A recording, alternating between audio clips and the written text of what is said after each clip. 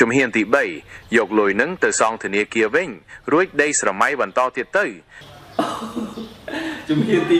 3យកលុយនឹងសងធនាគារវិញហើយដេកស្រមៃបន្តទៅឈីថៃឯងដេកស្រមៃបន្ត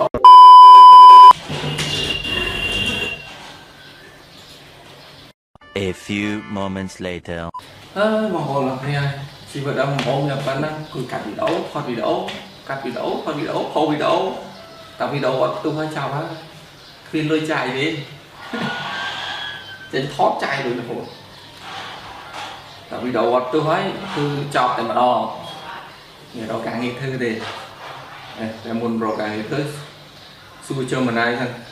តែលោជើងម្ដាយអាចជួយអីបានខ្លះមើលឲ្យជើងម្ដាយជួយសរសេរផែនការរកលុយឲ្យទីមើលបាទជើងម្ដាយចឹង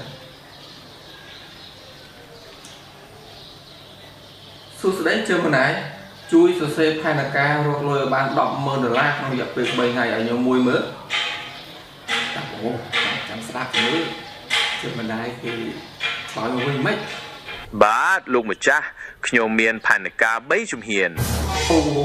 គេមាន3ជំហានបងប្អូនចាំជួយកត់ណាសិតតែទៅអូទុកយកទៅអនុវត្ត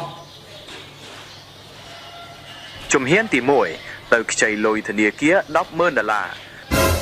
អូជំហានទី1ទៅខ្ចីលុយធនាគារ$10,000ដល់បងទេជើមិនណាយលេងមកក្បាច់នេះចង់ឯងជាប់ធនាគារហ្មងនៅមានអីទៀតឡើយបងប្អូនកត់ទុកខ្ចីលុយធនាគារជំហានទី1ជំហានទី2យកលុយនឹងទៅដេកអោបឲ្យឆ្អែតដេកហិតឲ្យឆ្អែត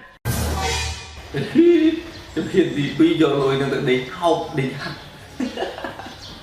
ទៅដេកអោបដេកហិតឲ្យបានលុយណាសងធនាគារ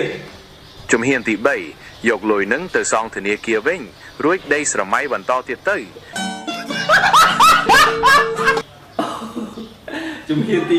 3យកលុយនឹងសងធនាគារវិញហើយដេកស្រមៃបន្តទៅឈីថៃឯងដេកស្រមៃបន្តទៅ